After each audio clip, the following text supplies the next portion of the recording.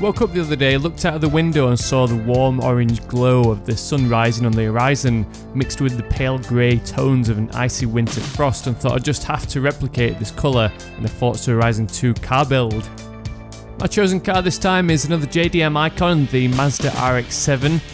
With this car there's the option of going with an interesting looking race spec 4-rotor engine in the conversions, but I decided to stick with the standard Wankel setup and tune everything up to sport spec.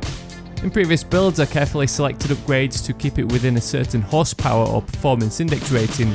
This time I thought it'd be interesting to upgrade everything to the exact same level, rather than mix race spec with street spec to keep it within a certain category. For the looks I went with the full C West kit, with this one being my favourite, but I left out the alloy wing to keep that clean look.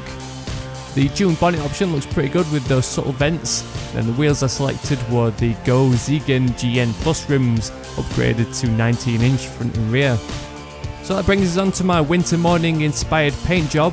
I used the metal flake option to choose a very light blue for the base colour, dropping the saturation down so it wasn't too vibrant. Then I added an orange glow for the highlights, carefully tweaking the brightness and saturation levels to find the perfect hue. A dark grey was also added to the wheels, mixing in a little bit of blue that's hardly noticeable, but it makes a huge difference without it. I think this car might be one of my favourite cars to look at from my garage collection. Performance wise it's not too bad, although it's probably more suited to general cruising as opposed to rivals races, unless I decide to tune it up a little bit more to peak the A category so it's not handicapped, with it not making use of the full allowance available.